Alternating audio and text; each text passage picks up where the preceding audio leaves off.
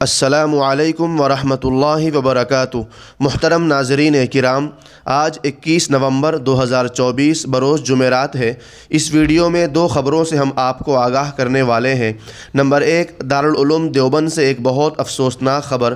دوسری خبر مولانا سجاد نعمانی صاحب سے متعلق ہے۔ آپ سے گزارش ہے کہ دونوں خبروں کو مکمل دیکھیں، اور ابھی تک ہمارے چینل کو سبسکرائب نہیں کیے ہیں تو سبسکرائب کر لیجئے۔ ناظرین، پہلی خبر کی جانب بڑھتے ہیں، جو کہ دارالعلوم دیوبند سے ہمیں موصول ہو رہی ہے کہ حضرت مولانا شوکت علی قاسمی بستوی دامت برکاتہم، استاد حدیث دارالعلوم دیوبند و ناظم عمومی کل ہند رابطہ مدارس اسلامیہ کی طبیعت ناساز ہے، علاج کے لیے ایڈمٹ ہے۔ ضروری جانچ کے بعد ڈاکٹر صاحب کے مشورے کے مطابق حضرت کے دل یعنی ہارٹ کی سرجری ہونی ہے۔ اس لیے تمام احباب و متعلقین، رفقا اور محبین سے حضرت کے آپریشن کی کامیابی اور جلد صحت یابی کے لیے خصوصی دعا کی گزارش ہے۔ دعا فرمائے کہ اللہ تعالی حضرت کے آپریشن کو 100% کامیاب فرمائے اور جلد صحت عطا فرمائے۔ ناظرین کرام، دوسری خبر کو جاننے کے لیے مشہور صحافی جناب سمیع اللہ خان صاحب کے آرٹیکل کو میں پڑھ کر سناتا ہوں۔ مولانا سجاد نعمانی کو بھاجپا کی دھمکی۔ سمیع اللہ خان: ہم مولانا سجاد نعمانی جیسے علماء کی داڑھیاں کھینچ لیں گے اور 23 نومبر کے بعد ان کو جیل میں ڈالیں گے۔ سنگھی نتیش رانے مزید کہتا ہے، مولانا سجاد نعمانی سفید کالر میں دہشت گرد ہے۔ جس طرح ہم نے قصاب کو ختم کیا، اسی طرح نعمانی کے ساتھ بھی وہی سلوک ہونا چاہیے۔ Bharatiya Janata party B J پی کے رکن اسمبلی نتیش رانے کا یہ دھمکی آمیز بیان بالکل مجرمانہ، شرمناک اور مسلم کمیونٹی کے ایک بزرگ دینی رہنما کی توہین پر مبنی ہے۔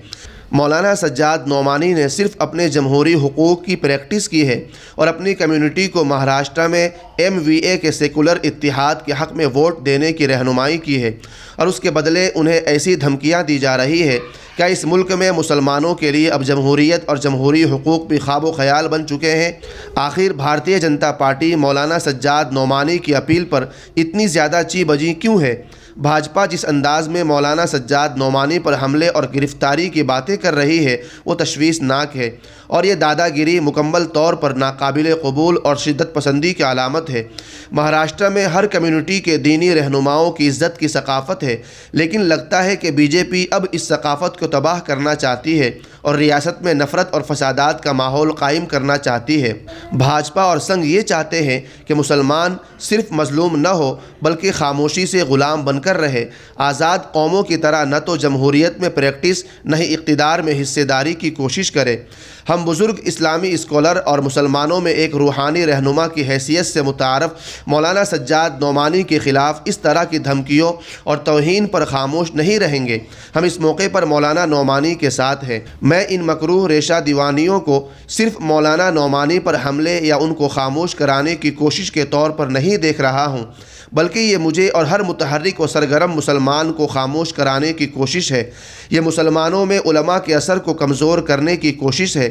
اس انداز میں مولانا نعمانی کے خلاف دھمکیوں پر دیگر ملی جماعتوں اور ملی شخصیات کو بھی خاموش نہیں رہنا چاہیے، ورنہ وہ آپ سب کو لقمہ تر سمجھیں گے اور دوسروں کا بھی نمبر آئے گا۔ ہم سب کو یہ دکھانا چاہیے کہ ہم سب ایک ہیں اور ہماری متحدہ طاقت کا مقابلہ کوئی سرکار، کوئی ظالم نہیں کر سکتا ہے۔